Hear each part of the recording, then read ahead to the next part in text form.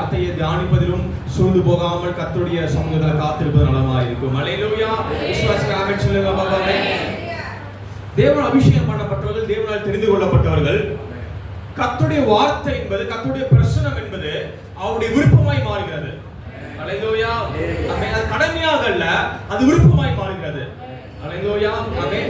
தேவனுடைய பிள்ளைகளே, இன்னைக்கு கர்த்தரிடத்தில் பேசுகிற வார்த்தை என்னவென்று சொன்னால், ஆமென், சபைக்கு வருகிறதும் ஜெபிக்கிறதும் அவருடைய வசனத்தை வாசிப்பதும், ஆமென், தனி ஜெபம் செய்வதும், ஆமென், அது ஒரு பயத்தினால் உற்பத்தி ஆகக்கூடாது, அது அன்பினால் உற்பத்தி ஆக வேண்டும். அல்லேலூயா. விசுவாசிகள் ஆமென் சொல்லுங்க பாபா. பக்கத்து பாஸ் சொல்லுங்க, பயத்தால் உற்பத்தி ஆகக்கூடாது, அது அன்பினால் கட்டப்பட வேண்டும். அல்லேலூயா. ஆமென். நான் சொல்கிறது அன்பினால் கட்டப்படுகிற மிகப்பெரிய மாளிகை. அல்லேலூயா. அல்லேலூயா. தேவனோடு இணைந்திருக்கிற விரும்புகிற அந்த நேரத்தை நீங்கள் சரியாய் கட்டுவீர்கள் என்று சொன்னால் கர்த்தர் எதிர்களை கட்டி போடுவதை நீங்கள் காண்பீர்கள். கர்த்தருடைய காரியத்தை வாய்க்கு செய்வதை நீங்கள் காண்பீர்கள். கர்த்தருடைய பலன், ஆமென், கர்த்தருடைய கிருபை உங்களுடைய கரங்களில் வெளிப்படுவதை நீங்கள் காண்பீர்கள். அல்லேலூயா. ஆமென். எவ்வளவு ஆச்சரியம் பாருங்க. வானத்தையும் பூமியும் உண்டாக்கின சர்வவல்ல தேவனுடைய வல்லமையை நாம் எங்கு பார்க்க முடியும் என்று சொன்னால் நம்முடைய கரத்தில் பார்க்க முடியும். அல்லேலூயா. விசுவாசிகள் ஆமென் சொல்லுங்க. எங்கு காணப்படுமா? நம்முடைய கரத்துல காணப்படுகிறதா? அல்லேலூயா. நம்ம சாட்சியில கேட்கிறோம் பாத்தீங்களா? ஜெபித்தோம், தலைமையில கை வச்சு ஜெபித்தோம், கர்த்தர் சுகமாக்கினார். அல்லேலூயா. நாங்க புறப்பட்டு போனோம், சும்மா எல்லாரும் சேர்ந்து ஜெபம் பண்ணலாம்னு சொல்லி ஜெபம் பண்ணோம், கர்த்தர் சுகமாக்கினார். அல்லேலூயா. அப்ப இந்த வார்த்தையுடைய அர்த்தம் என்னவென்று சொன்னால், இந்த வார்த்தையுடைய சாராம்சம் என்னவென்று சொன்னால், அல்லேலூயா, தேவனுடைய பிள்ளைகள் தன்னுடைய ஸ்தானத்தை உணர்ந்து ஜெபிக்கிறதையும் ஸ்தோத்திரம் பண்ணுவதையும் தங்களுடைய வாழ்க்கையில் விருப்பமாய் மாற்றும் என்று சொன்னால் கர்த்தர் தம்முடைய வல்லமையை உங்க கரத்தின் மூலமே வெளிப்படுத்த விருப்பமுள்ளவராய் இருக்கிறார். அல்லேலூயா. விசுவாசிகள் ஆமென் சொல்லுங்க பாபாவே. தேவனுடைய பிள்ளைகளே, அவர் தம்முடைய வல்லமை உங்க கரத்தின் மூலமாய் வெளிப்படுகிற அந்த லெவலுக்கு நீங்க வந்தீங்கன்னா, அந்த ஸ்டெப்புக்கு நீங்க வந்தீங்கன்னா, அந்த இடத்துக்கு நீங்க வந்தீங்கன்னா, அல்லேலூயா, கர்த்தர் எவ்வளவாய் நேசிக்கிறார் என்பதை நீங்கள் புரிந்து கொள்கின்ற இடத்துக்கு நீங்க வந்துட்டீங்கன்னு அர்த்தம். அல்லேலூயா. விசுவாச ஆமென் சொல்லுங்க பாபா. நீக்கும் ஒரு சில காரியங்களை சொல்லி ஆமென் உங்களோட பேச விரும்புகிறேன். அல்லேலூயா. ஒரு பெரிய மரம் இருந்தது. அல்லேலூயா. என்ன இருந்ததுங்க? மரம். எத்தனை பேர் பார்த்திருக்கீங்க? அல்லேலூயா. கர்த்தர் நல்லவராய் இருக்கிறார். ஆமென். ஒரு நல்ல பெரிய மரம், பசுமையான மரம், செழிப்பான மரம் இருந்தது. அல்லேலூயா. அந்த மரத்தின் ஒவ்வொரு கிளைகளும் அவ்வளவு அழகாய் அன்பாய் பேசிக் கொண்டிருந்தது, தன்னுடைய அன்பை பரிமாறி கொண்டிருந்தது. அல்லேலூயா. மரமும் மரத்தின் கிளைகளும் அழகாய் பேசி ரொம்ப சந்தோஷமா, நம்ம ரொம்ப செழிப்பா இருக்கிறோம், நல்லா இருக்கும், நம்ம நல்ல இடத்துல இருக்கிறோம், நல்ல மழை பெய்யுது, நல்ல தண்ணீர் இருக்க இடத்துல இருக்கிறோம், அல்லேலூயா, நம்ம சூப்பரா வளர்ந்திருக்கிறோம் என்பதை குறித்து சந்தோஷமா ஒரு குடும்பம் போல அந்த மரம் இருந்ததாம். ஆமென். வேகமாக ஒரு காற்று வீசின உடனே, வேகமான புயல் காற்று வீசின உடனே அந்த மரத்தில் ஒரு கிளை உடைந்து கீழே விழுந்து விட்டது. அல்லேலூயா. அந்த முழு மரமும் அழுகுது, அந்த முழு மரமும் தவிக்குது. ஐயோ, நம்ம நினைச்ச கிளை, அல்லேலூயா, நம்ம பாசமா அன்பா வச்சிருந்த கிளை உடைஞ்சு எங்க விழுந்துருச்சு? கீழே விழுந்துருச்சு அப்படின்னு துக்கம் கொண்டாடி இருக்கிற நேரத்துல அந்த உடைந்து போன கிளையை எடுப்பதற்கு ஆரோன் என்கிற நபரை கர்த்தர் அனுப்புகிறார். அல்லேலூயா. விசுவாசிகள் ஆமென் சொல்லுங்க. யார் அனுப்புறாங்க? ஆரோன் அனுப்புறார். அல்லேலூயா. ஆரோன் அந்த கிளை எடுத்து அப்புறம் ஒரு கோலை போல அதை செதுக்குறான். அல்லேலூயா. எதை போல செதுக்குறாங்க? ஒரு கோல் போல செதுக்குறான். ஆரோன் கையில கோல் வந்த உடனே அந்த கோலை கர்த்தர் காண்கிறார். அல்லேலூயா. விசுவாசிகள் ஆமென் சொல்லுங்க. இந்த கோலை கர்த்தர் பார்த்த உடனே ஆமென் கர்த்தர் சொன்னாரு, இந்த கோல் மீண்டும் துளிர்விட போகிறது. அல்லேலூயா. மண்ணு தராத ஒரு கிருபைய, அல்லேலூயா, மழை தராத, தண்ணீர் தராத ஒரு தயவை கர்த்தர் தருகிறார். அல்லேலூயா. அதே போல கர்த்தர் இன்னைக்கு பகல் வேளை கர்த்தர் சொல்றார், ஒரு சில இடங்களை விட்டு, ஒரு சில காரியங்களை விட்டு நீங்கள் முறிந்து வெளியே கொண்டு வந்திருக்கலாம். அல்லேலூயா. ஆனால் நீங்க வந்திருக்கிற இடம் என்ன, எப்படிப்பட்ட இடம் என்று சொன்னால், ஆரோனுடைய கோலை கர்த்தர் சந்தித்த இடம் போல கர்த்தருடைய சந்தித்த இடம் தேவாலயத்தில் வந்து அமர்ந்திருக்கிறீர்கள். அல்லேலூயா. விசுவாசிகள் ஆமென் சொல்லுங்க பாபா. இந்த கோல் துளிர்விடுவதற்கு தேவையான அனைத்து காரியங்களும் ஆமென் மண்ணிலும் மலையிலும் வெளிவராமல் அது முழுக்க தேவனிடத்திலிருந்து வெளிவர போகிறது. அல்லேலூயா. விசுவாசிகள் ஆமென் சொல்லுங்க பாபா. மண்ணிலும் மலையிலும் வெளிவருவதற்கு காலங்களும் நேரங்களும் ஆகும். அல்லேலூயா. ஆனால் தேவனுடைய பிரசன்னத்தின் வெளிவருவதற்கு ஒரு ராத்திரியில, அல்லேலூயா, எவ்வளவு நேரம் எடுத்துக்கிச்சுங்க? ஒரு ராத்திரியில, அல்லேலூயா, அது கோல், அல்லேலூயா, அது காய்ந்து போன காரியம், அல்லேலூயா, ஜீவனற்ற காரியம், அது மீண்டும் கனி கொடுக்கிற விதத்துல, மீண்டும் துளிர்விடுகிற விதத்துல அது வளர ஆரம்பித்தது. அல்லேலூயா.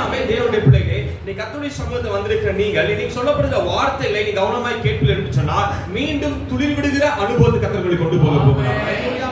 விசுவாசம் ஆமென் சொல்லுங்க பாப்போமே. முதலாவது காரியம் சபைக்கு வருவதும் ஜெபிப்பதும் வசனத்தை வாசிப்பதும் உங்களுடைய விருப்பமாய் மாறணும். அது ஒரு நாள் கடமையா இருக்கக்கூடாது. அல்லேலூயா ஆமென். அது கடமையா இருக்கும் என்று சொன்னால் நீங்க சிறு பிள்ளைகளை போல இருக்கிறீர்கள். ஆவிக்குரிய வாழ்க்கையில் எப்படி இருக்கீங்க? சின்ன பிள்ளைகளை போல இருக்கீங்க.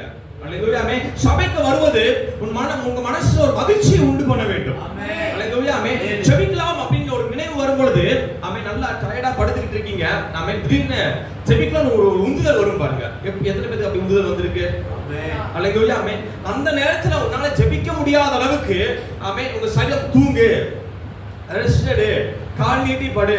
அல்லேலூயா ஆமென். அதை யோசி இது யோசி அப்படின்னு சொன்னா நீங்கள் எந்த லிஸ்ட்ல இருக்கீங்க, எந்த கேட்டகரியில் இருக்கீங்கன்னா ஆமென் ஜெபத்தை கடமையாய் பார்க்கிறவர்கள் அந்த லிஸ்ட்ல நீங்க இருக்கீங்க. அல்லேலூயா அல்லேலூயா அல்லேலூயா.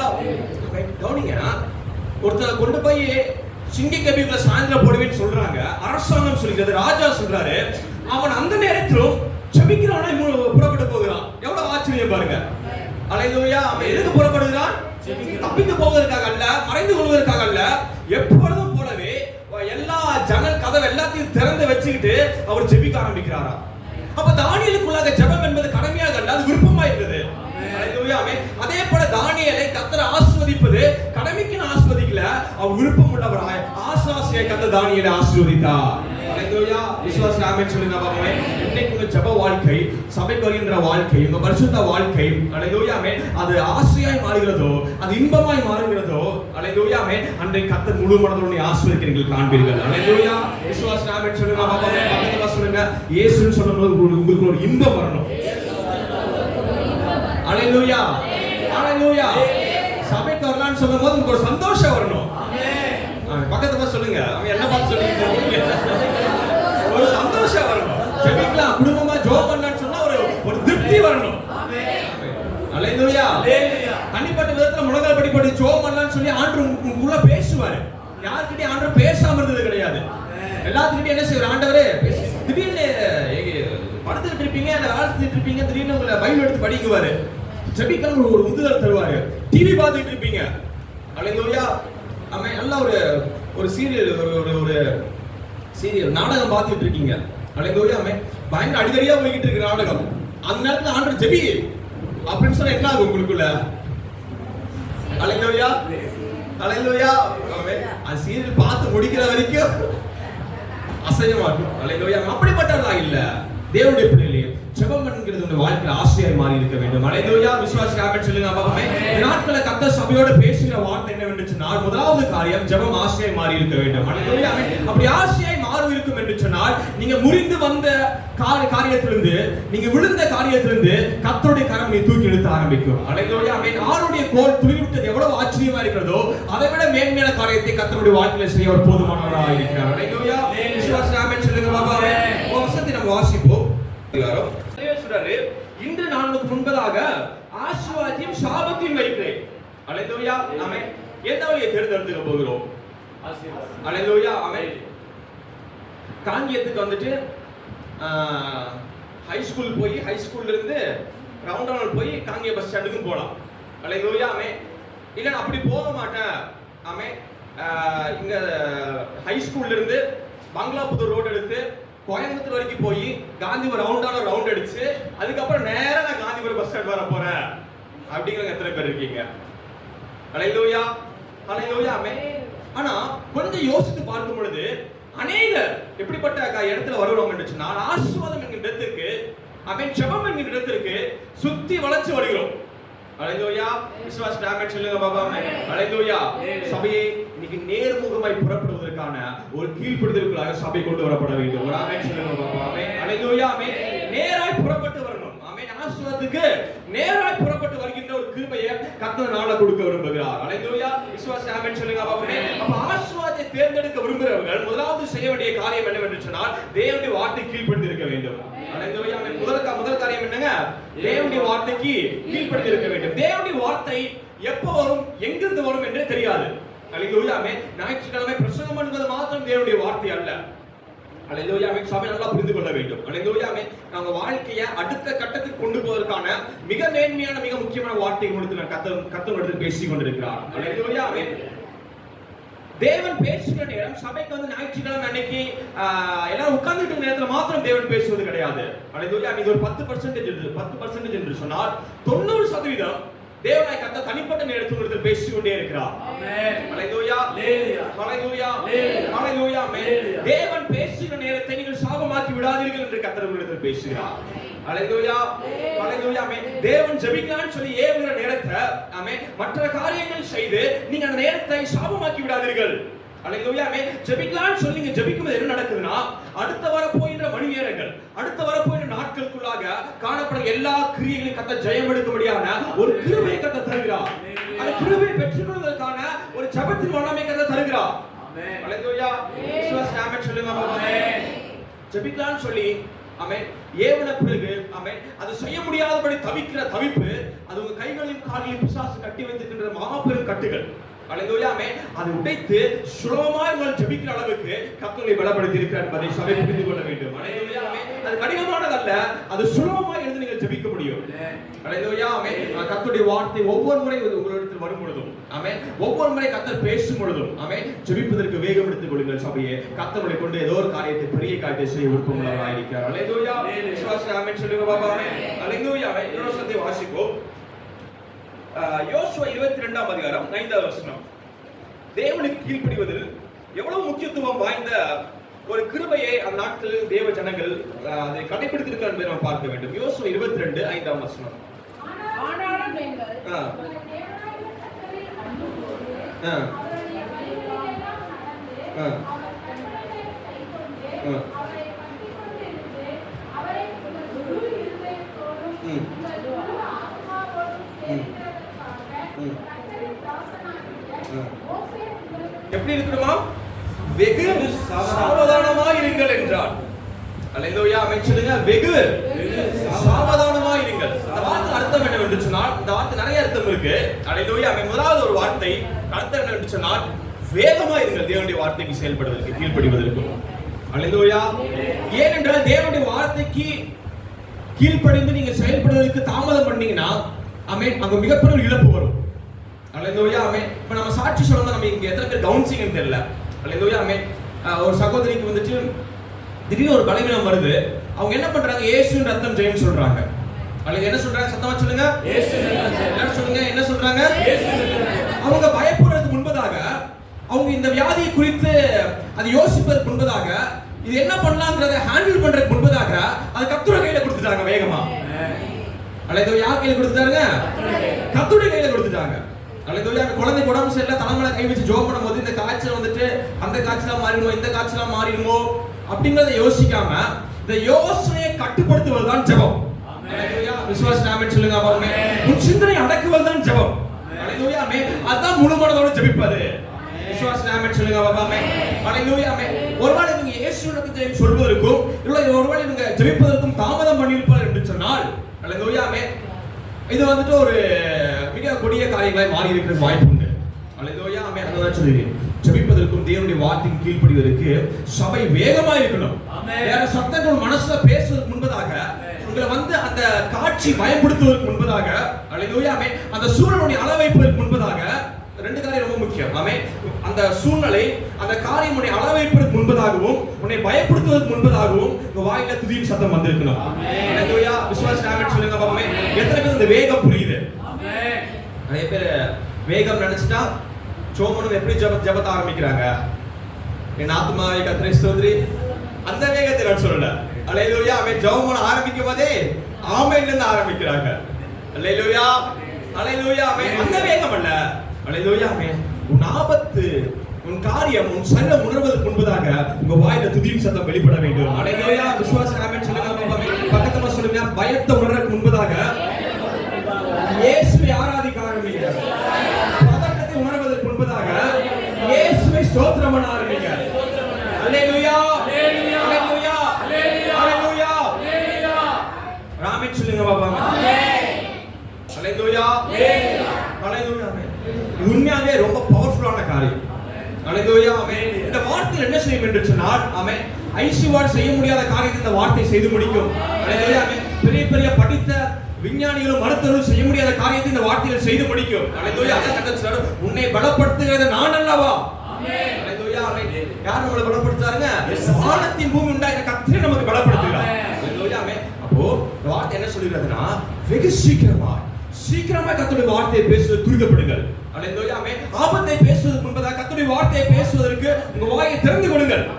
ஹalleluya ஹalleluya ஹalleluya ஆமென். தானியேல சிங்கக்கபில போடும் பொழுது ஆமென் அவன் யார்கிட்டயும் எதுமே பேசல. ஐயோ நான் செத்துற போறேன், ஐயோ எனக்கு இப்படி ஆக போகுது, ஐயோ சிங்கம் எவ்வளவு பெருசா இருக்க போகுது, எதுக்குமே வாயை திறக்கல. ஹalleluya ஆமென். இந்த கட்டளை வந்த பிறகு அவன் முதலாக அவன் வாயிலிருந்து வெளிவந்த சத்தம் என்ன சத்தம் தெரியுங்களா? இயேசுவே நீங்க பெரியவர் என்று துதிக்கிற சத்தம் வெளியே வந்தது. ஹalleluya என்ன சத்தம் வெளியே வந்ததுங்க? இயேசுவே நீங்க பெரியவர் என்கிற துதிக்கிற சத்தம் வெளியே வந்தது. ஹalleluya ஆமென். எவ்வளவு அதிகமாக உனக்குள்ள துதிக்கிற சத்தம் வெளியே வருகிறதோ அவ்வளவு அதிகமாக கர்த்தர் பிசாசின் தொல்லையிலிருந்து கர்த்தரை காப்பாற்ற போதுமானவராக இருக்கிறார். ஹalleluya சத்தம் ஆமென் சொல்லுங்க பாபா. ஆமென். வசனத்தை வாசிங்கள். ஆமென். தேவனுக்கு கீழ்ப்படிதல் ஆசீர்வாதத்தை கொண்டு வருகின்ற கரங்களாய் இருக்கிறது. ஹalleluya விசுவாசம் ஆமென் சொல்லுங்க பாபா. ஆமென். ஹalleluya ஹalleluya ஆமென். இங்க பாருங்க. இப்போ இந்த பூ ஸ்டாண்டை வந்துட்டு நான் தூக்குவதற்கு எனக்கு என்ன வேணும்? பலன் வேணும். இரண்டாவது கை வேணும். ஹalleluya ஆமென். என்ன வேணுங்க? கை வேணும். அத ஸ்கூல் படிக்கும்போது பொதுவா பேசிக்கிறது உண்டு. ஹalleluya ஆமென். மொத்தம் காந்திக்கு வந்துட்டு எத்தனை கை? ஹalleluya ஆமென். காந்திக்கு எத்தனை கை? நமக்கு எத்தனை கை இருக்கு? 2 கை இருக்கு. ஹalleluya ஆமென். ஆனா காந்திக்கு 3 கை. என்னென்ன கைங்குவாங்க? நாமே வலது கை, இடது கை, மூணாவது நம்பிக்கை. ஹalleluya ஹalleluya ஆமென். பாருங்க இந்த வலது கையும் இடது கையும் செய்ய முடியாத காரியத்தை அந்த நம்பிக்கை செய்து முடிக்குது. ஹalleluya எத்தனை பேர் நாம பார்க்கிறோம் கை கால் இல்லாதவங்க என்ன தைரியத்துல வாழ்றாங்க, என்ன தைரியத்தை சம்பாதிக்கிறாங்க, என்ன காரியத்துல உலகத்துல சூப்பரா உயர்ந்து வராங்க. அவங்களுக்கு இன்னொரு கை இருக்கு. என்ன கைங்க? நம்பிக்கை இருக்கு. ஹalleluya ஹalleluya ஆமென். அந்த நம்பிக்கையும் தோற்று போன நபர்கள் தான் என்ன செய்றாங்க? தற்கொலைக்குள்ள போறாங்க, சபைக்குள்ள வராங்க. ஹalleluya ஆமென். அதே போல தேவன் உனக்கு வைத்திருக்கிற ஆசீர்வாதத்தை எடுத்துக்கொள்வதற்கு உங்க வலது கையினால் எடுக்க முடியாது. ஹalleluya ஆமென். 10 வருஷம் உங்க வலது கையினால் எடுக்க முடியாது, உங்க இடது கையினால் எடுக்க முடியாது. மூணாவது ஒரு கை வேணும். ஹalleluya அந்த கையினுடைய பேர் தான் கீழ்ப்படிதல். ஹalleluya ஆமென். இந்த தேவனுக்கு கீழ்ப்படியும் பொழுது ஆமென் இந்த 2 கையை தூக்க முடியாத காரியத்தை ஆமென் இந்த கீழ்ப்படிதல் தூக்கி காண்பிக்கும். ஹalleluya விசுவாசம் ஆமென் சொல்லுங்க பாபா. ஆமென். அப்ப கவனிங்க வேதம் நடந்திருக்குன்றதுனா நடந்திருக்கிறது. ஹalleluya ஆமென். பாருங்க மோசே கூட இருந்த யுத்த ஜனங்களும் எண்ணுகிற அளவு கூட்டம் தான் இருந்தது. ஹalleluya ஆமென். ஆனால் மோசேயும் இஸ்ரவேல் ஜனங்களை அழிப்பதற்காக எண்ண முடியாத ஒரு திரள் கூட்டம். ஹalleluya ஆமென். கொத்தான திரள் கூட்டம். ஹalleluya ஆமென். ஈய போல இருந்து பார்க்கும் பொழுது அப்படியே காற்றை போல அத்தனை லட்சக்கணக்கான நபர்கள் இருக்கிறார்கள். ஹalleluya ஆமென். அந்த நேரத்துல மோசே பயப்படாமல் என்ன செய்யணும்னு சொன்னால் தேவனை ஆராதிக்க முடியாத 2 கரங்களை தூக்கி பிடிக்கிறார். ஹalleluya ஆமென். இந்த 2 கையை செய்ய முடியாதத ஹalleluya ஆமென் இவன் துதிக்க இவன் தேவனுடைய வார்த்தை கீழ்ப்படிய அத்தனை லட்ச ஜனங்களையும் இவர்கள் மேற்கொள்ள ஆரம்பிக்கிறார்கள். எவ்வளவு பெரிய ஆச்சரியம் பாருங்க. ஹalleluya ஆமென். தேவனுக்கு கீழ்ப்படிதல் என்பது சாதாரணமான காரியம் அல்ல.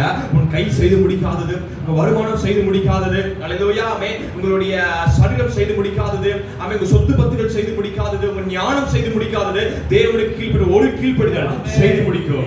ஹalleluya ஹalleluya விசுவாசம் ஆமென் சொல்லுங்க பாபா. ஆமென். அதுக்கு வசனத்தை உங்களுக்கு காண்பிக்கிறேன். எல்லாம் எடுத்துக்கொள்ளுங்க. உபாகமம் 28ஆம் அதிகாரம் 1ஆம் வசனம் 2ஆம் வசனம் சேர்ந்து வாசிங்க.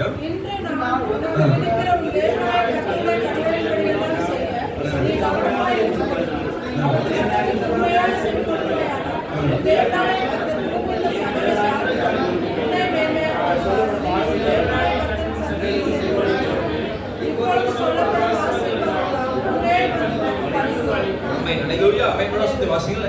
ஏசாயா 1ஆம் அதிகாரம் 19 வசனம். ஏசாயா 1:19. நீங்கள் மனம் பொருந்தி செவி கொடுத்தால் தேசத்தின் நன்மையை புசிப்பீர்கள். ஹalleluya ஆமென். எல்லாம் சேர்ந்து சொல்லுங்க. நீங்கள் மனம் பொருந்தி செவி கொடுத்தால் தேசத்தின் நன்மையை புசிப்பீர்கள். ஆமென். திரும்ப வாசிங்க. நீங்கள் மனம் பொருந்தி செவி கொடுத்தால் தேசத்தின் நன்மையை புசிப்பீர்கள். ஹalleluya ஹalleluya ஹalleluya. உங்களுக்கான கிருபையும் நன்மையிலும் இந்த தேசம் விளைய செய்யணும்னா ஆமென் இன்னைக்கு இருக்கிற இடத்துல நீங்க தேவனை ஆராதிக்க கற்றுக்கொள்ள வேண்டும். ஹalleluya. விசுவாசி ஆமென் சொல்லுங்க பாபா. ஆமென்.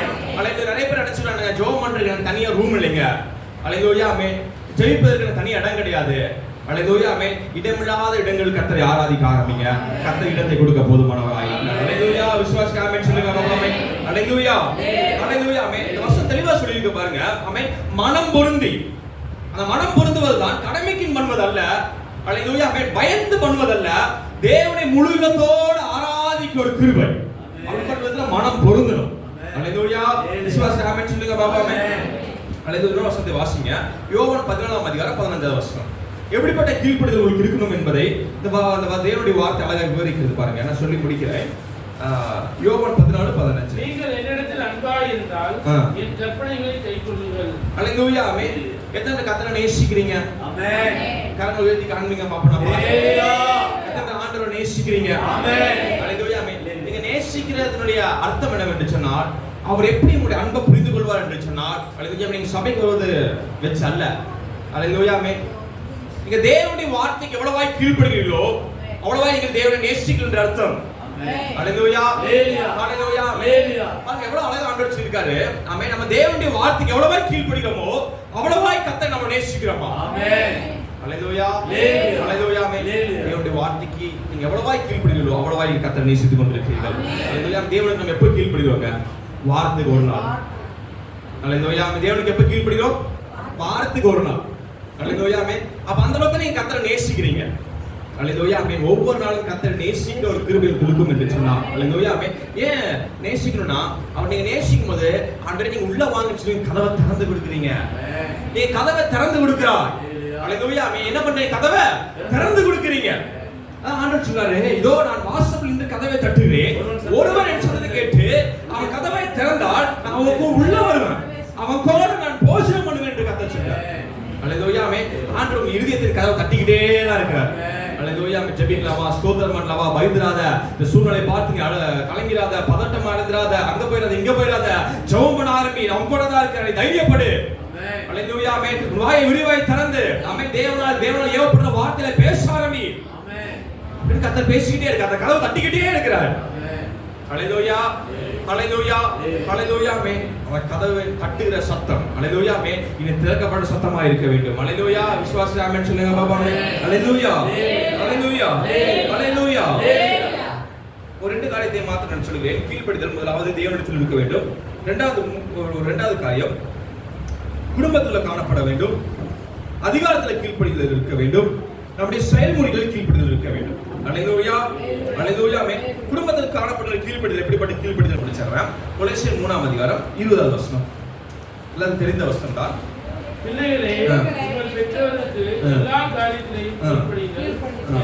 இது கர்த்தருக்கு பிரியமானது. இது கர்த்தருக்கு பிரியமானது. இது உங்க பிள்ளைகளுக்கு நீங்க சொல்லிக் கொடுக்க வேண்டிய மிக முக்கியமான ஒரு வார்த்தை. ஹalleluya.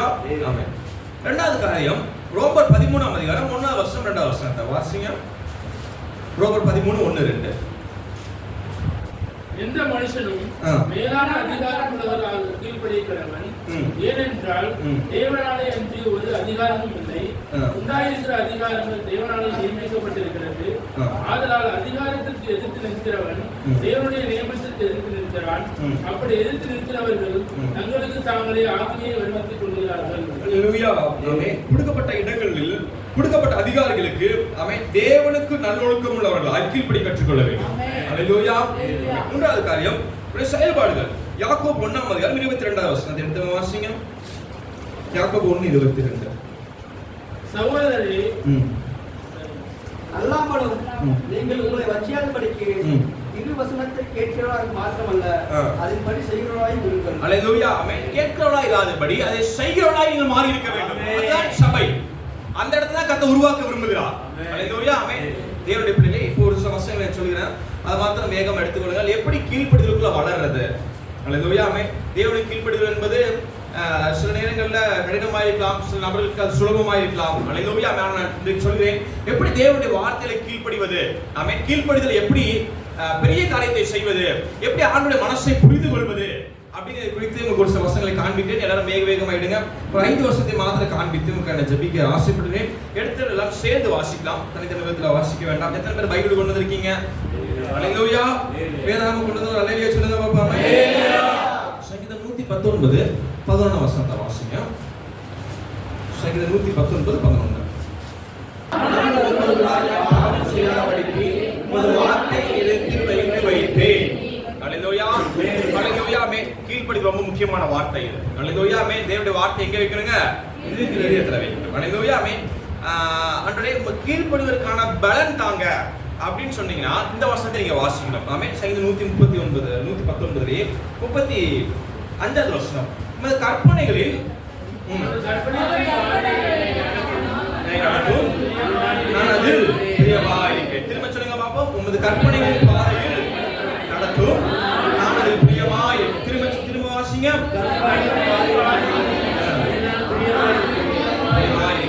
மூன்றாவது காரியம், உங்களை நீங்க தினந்தோறும் கர்த்தருடைய கரத்துல ஒப்பு கொடுக்கணும். அல்லேலூயா. வசனத்தை வாசிங்க. ரோமர் 12ஆம் அதிகாரம் 1வது வசனம். இதெல்லாம் மார்க் பண்ணி வச்சுக்கோங்க. டெய்லியும் காலையில இந்த வசனங்களை வாசித்தது நாளை தொடங்குவது ரொம்ப நல்லதா இருக்கும். அல்லேலூயா. ரோமர் 12:1வது வசனம். அப்படி இருக்க சகோதரரே, பரிசுத்தமும் ஜீவபலியை ஒப்பு கொடுக்க வேண்டும் என்று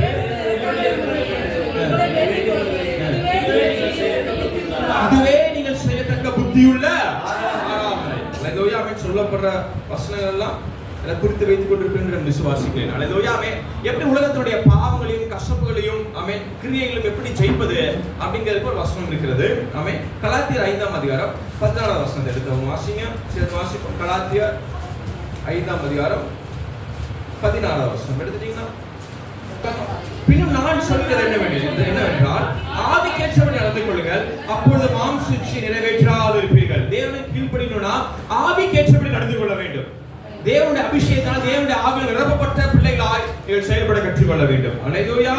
விசுவாச ஆமென் சொல்லுங்க பாப்பா.